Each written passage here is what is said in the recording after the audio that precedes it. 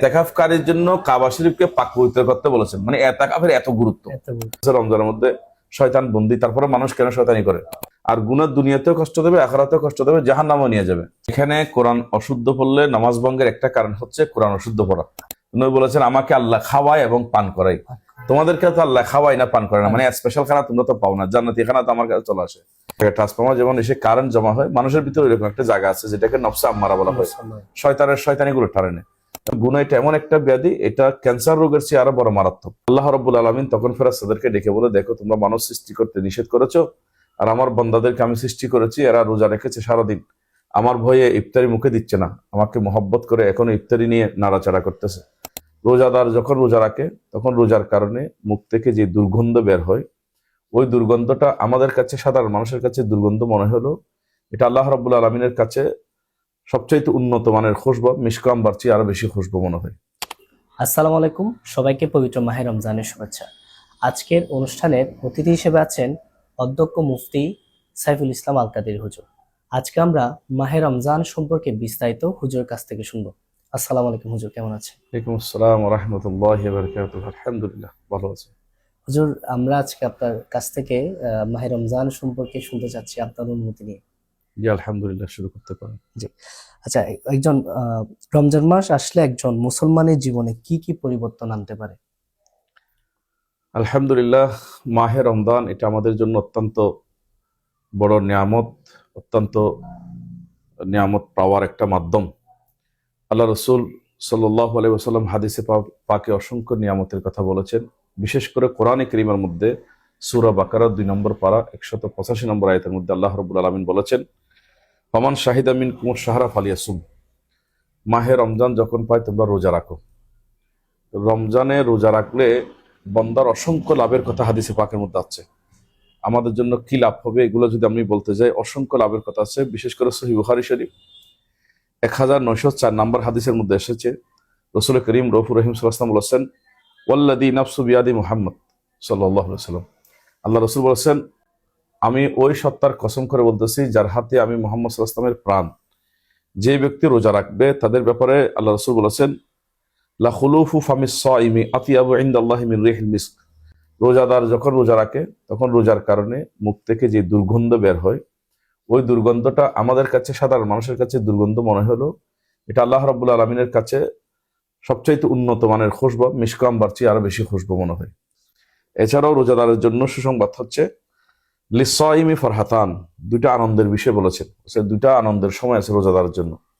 এর মধ্যে একটা হলো আল্লাহ রসুলের ফরমান মোতাবেক, ইয়াফরাহুমা ইদা আফতারা, যখন ইফতারের সময় চলে আসে তখন রোজাদাররা ইফতারের সামনে নিলে বেশি খুশি হয়ে যায়। কারণ আল্লাহ রাব্বুল আলামিন তখন ফেরেশতাদেরকে ডেকে বলে, দেখো তোমরা মানুষ সৃষ্টি করতে নিষেধ করেছো, আর আমার বান্দাদেরকে আমি সৃষ্টি করেছি, এরা রোজা রেখেছে সারাদিন, আমার ভয়ে ইফতারি মুখে দিচ্ছে না, আমাকে মহব্বত করে এখনো ইফতারি নিয়ে নাড়াচাড়া করতেছে।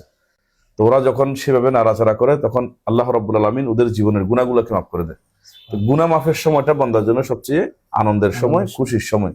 যেহেতু গুনাহ এটা এমন একটা ব্যাধি, এটা ক্যান্সার রোগের চেয়ে আরো বড় মারাত্মক। ক্যান্সার রোগ দুনিয়াতে কষ্ট দেয়, আর গুনাহ দুনিয়াতেও কষ্ট দেবে, আখিরাতেও কষ্ট দেবে, জাহান্নামেও নিয়ে যাবে। তো সেজন্য গুনাহ থেকে মুক্তি পাবো, এটা সবচেয়ে আনন্দের সময়, আনন্দের মুহূর্ত। এটা রোজাদারের জন্য বিশেষ স্পেশাল। আর একটা খুশি হচ্ছে, ওয়াইদা লাকিয়া রাব্বাহু ফারিহা বিসাউমিহি, রোজাদার যখন কিয়ামতের ময়দানে যাবে তখন আল্লাহর সাথে যখন দিদার হবে, ওই সময়টা রোজাদারের জন্য সবচেয়ে আনন্দের সময়। তো সেই হিসেবে একজন রোজাদারের জন্য এই রমজান মাস অত্যন্ত নিয়ামত, মানুষের জীবন পরিবর্তন করে দেয়।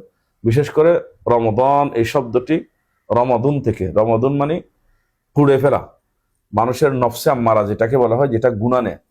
যেমন কারেন্টের মধ্যে ট্রান্সফর্মার থাকে, ট্রান্সফর্মার যেমন এসে কারেন্ট জমা হয়, মানুষের ভিতরে এরকম একটা জায়গা আছে যেটাকে নফসে আম্মারা বলা হয়, শয়তানি গুলো টানে। যেমন হাদিসে পাকের মধ্যে আছে, রমজানের মধ্যে শয়তান বন্দী, তারপরে মানুষ কেন শয়তানি করে? হ্যাঁ, এটার কারণ হচ্ছে ওই ট্রান্সফরমারের মতো যেটা কি আছে জমা ছিল, ওগুলা কি দেয় রমজানের মধ্যে মানুষের মধ্যে প্রতিফলিত হয়, যার কারণে গিয়ে ও কাজগুলো হতো। ওই যে নফসে আম্মারা, ওটাকে রমজানের ফার্স্টটা কাজ যখন বন্দা করে তখন এটাকে জলে ফুড়ে গলে একবার কি হয়ে যায়, সারকার হয়ে যায়, তখন মানুষটা আল্লাহওয়ালা হয়ে যায়, দিনদার হয়ে যায়, ওলি হয়ে যায়। এই ফার্স্টটা কাজ কি আমরা যদি দেখি, রমজানের ফার্স্টটা বিশেষ ইবাদত আছে। এক নম্বর হচ্ছে রোজা। ওই যে কোরআন শরীফের আয়াত আমি যেটা বলেছিলাম, ফামান শাহিদা মিনকুমুশ শাহরা ফালিয়াসুম, তোমরা রমজান মাস পেলে কি রাখো? রোজা রাখো। 2 নম্বরের মধ্যে বলা হয়েছে তারাবি। যখন তোমরা তারাবি পড়ো, হাদিসে পাকের মধ্যে সহিহ বুখারীর মধ্যে হাদিস আছে, রাসূল বলেছেন মান কামা রমাদানা, রমজান মাসে যখন তোমরা কিয়াম করবে, কিয়াম মানে রমজান মাসে রোজা রাখবে, গুফিরা লাহু মা তাকাদ্দামা মিন যামবিহি, তারাবির নামাজ পড়বে। ঠিক এখানে তারাবির নামাজ আদায় করবে, তখন আল্লাহ বান্দার জীবনের সমস্ত গুনাহকে কি করে দেবে? মাফ করে দেবে তারাবির নামাজের উসিলে।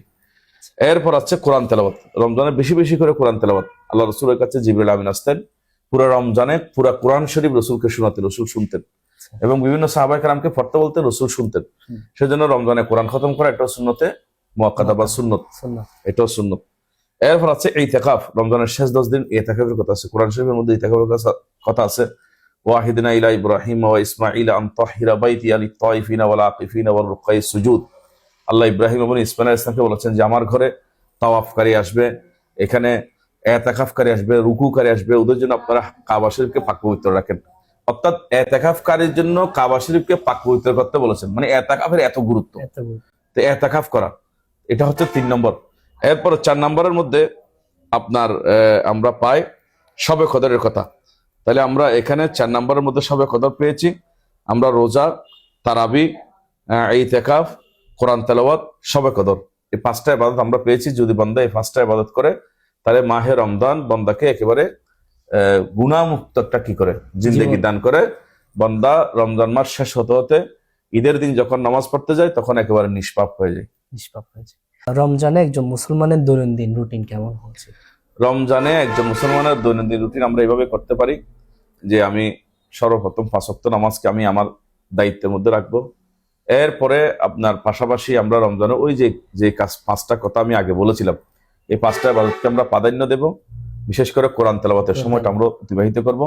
এর মাঝে আমাদের যার যার কর্মস্থল আছে, বৈধ কর্মস্থলে আমরা যেটুকু সময় দিতে হয় এতটুকু দেবে। এরপর অংশ আমরা কোরআন তেলাওয়াত, বিশেষ করে এই মাসের মধ্যে বেশি বেশি করে আমরা কোরআন তেলাওয়াত করতে পারি। হ্যাঁ, নির্ধারিত যতটুকু শরীরের স্বাস্থ্যতার জন্য ঘুমের প্রয়োজন এতটুকু ঘুম। এরপরে যেটা আমার কর্ম, নির্ধারিত কর্ম আছে, বৈধ কর্ম করতে হবে, ওখানে যার সময় দেওয়ার সময় দিলাম। ওখানেও ফাঁকে ফাঁকে চাইলে আমরা কোরআন তেলাওয়াত করতে পারি, না হলে দুরূদ শরীফ। দুরূদ শরীফ সবার মুখস্থ আছে, বসে বসে পড়তে পারি, কারণ রাসূলের পাকের সাথে আমরা রোজা পেয়েছি। তো সেই জন্য রাসূলের পাকের দুরূদ শরীফ পড়া এটা আমাদের জন্য একটা উত্তম ইবাদত। আমরা এইভাবে করে কর্মসূচিটা সাজাতে পারি সারাদিন। অনেকেই শুধু না খেয়ে রোজা রাখে, কিন্তু রোজার আসল শিক্ষা কি এবং কিভাবে তা অর্জন করা যায়? না খেয়ে রোজা রাখা, এটাকে বলা হয় শরীয়তের ভাষায় সোমে বিসাল, ধারাবাহিক ভাবে রোজা রাখা। এটা আল্লাহ রাসূল যখন সোমে বিসাল করেছিলেন রাসূলের পাক, তখন কিছু সাহাবী সোমে বিসাল করা শুরু করেছে। আল্লাহ রাসূল এটা মানা করেছেন। এটা হাদিসে পাকের সহিহ বুখারীতে আছে, মিশকাতের মধ্যে আছে যে তোমরা বিসাল করিয়ে না। তখন সাহাবীরা বলছেন, ইয়া রাসূলুল্লাহ, আপনি তো সোমে বিসাল রাখেন, ধারাবাহিক রোজা রাখেন। নবী বলেছেন, আমাকে আল্লাহ খাওয়ায় এবং পান করায়, তোমাদেরকে তো আল্লাহ খাওয়ায় না পান করে না, মানে স্পেশাল খানা তোমরা তো পাও না, জান্নাতি খানা তো আমার কাছে চলে আসে। তো সেই জন্য সোমে বিসাল রাখা এটা আমাদের জন্য নিষিদ্ধ, ধারাবাহিক। আমাদেরকে রাসূল বলেছেন চাহারি করো, চাহারির মধ্যে বরকত আছে। ইফতার করো, ইফতার মধ্যে বরকত আছে। মধ্যরাতে চাহারি খাওয়ার সবচেয়ে বড় কথা হচ্ছে এটা রাসূলের পাকের সুন্নত। তো আমি রোজা রাখতে গিয়ে একটা সুন্নত কেন ছাড়বো? আল্লাহ রাসূল বলেছেন, মান তামাসসাকা বিসুন্নতি ইনদা ফাসাদি উম্মতি ফালাহু আজরু মিয়াতি শহীদ। একটা সুন্নতকে যদি ফাসাদের জমানায় এই আটকে ধরতে পারে 100 শহীদের সওয়াব দেবে। এছাড়াও মান আহাব্বা সুন্নতি ফাকাদ আহাব্বানি, বলছেন যে আমার সুন্নতকে ভালোবাসলো সে আমাকে ভালোবাসলো। আমরা সাহারি ছাড়বো কেন? হ্যাঁ, আমরা ইফতার ছাড়বো কেন? এগুলো তো আমাদের জন্য সুন্নত, রাসূলের পাকের শিক্ষা, নবী আমাদেরকে শিক্ষা দিয়েছে। তো এগুলো উচিত না। এটা সুন্নত অনুযায়ী সাহারিও করতে হবে, ইফতারও করতে হবে। ওগুলা রক্ষা করে তারপর রোজা, তখন রোজাটা পরিপূর্ণ হবে। হ্যাঁ, নাইলে আমাদের রোজা কি হবে না, পরিপূর্ণ হবে না। এটাই। রমজানে কোন 3 থেকে 5টা আমল সবচেয়ে বেশি গুরুত্ব দিয়ে করা উচিত বলে মনে করি? রমজানে সবচেয়ে গুরুত্বপূর্ণ আমল হচ্ছে আমাদের জন্য সবচেয়ে গুরুত্বপূর্ণ এটা 5 ওয়াক্ত নামাজ, তারাবির নামাজ।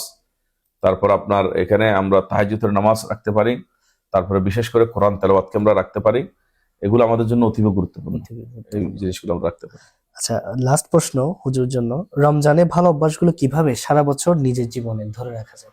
একজন মানুষ যখন একটা কাজে 1 মাস অভ্যাসে পরিণত হয়ে যাবে, 1 মাস ধারাবাহিক করতে পারবে, যে মানুষটা রমজানের 5 ওয়াক্ত নামাজ পুরো 1 মাস করবে এবং বিগত জীবন থেকে আল্লাহর কাছে তওবা করবে, আল্লাহর দয়া হলে ওনার ওইটা আদতে পরিণত হয়ে যাবে, অভ্যাসে পরিণত হয়ে যাবে, তখন ওটা আর ছুটবে না।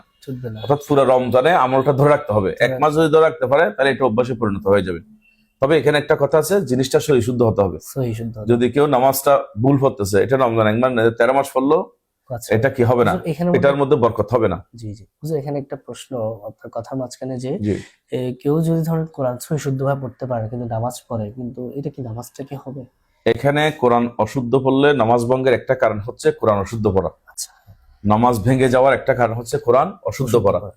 তো সেজন্য যাদের কোরআন অশুদ্ধ, তাদের ব্যাপারে শরীয়তের ফয়সালা হচ্ছে খুব দ্রুত এটা শুদ্ধ করে নিতে হবে। শুদ্ধ করে নিতে আমরা দুনিয়া সবকিছু শিখতে পারি, আল্লাহর কোরআনটা শিখলে আমাদের সমস্যা হবে। কোথায়? সমস্যা। এটা আমাদের শিখে নিয়ে অতীব জরুরি, অতীব প্রয়োজন। আল্লাহ সবাইকে শিখে নেওয়ার তৌফিক দান করুন।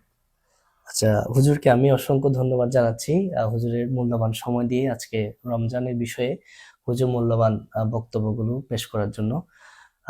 এই অনুষ্ঠানের পক্ষ থেকে হুজুরকে আবারও আমি ধন্যবাদ এবং কৃতজ্ঞতা জানাই, এবং এই বলে আজকে অনুষ্ঠানটা এখানে শেষ করছি। ধন্যবাদ সবাইকে। আসসালামু আলাইকুম।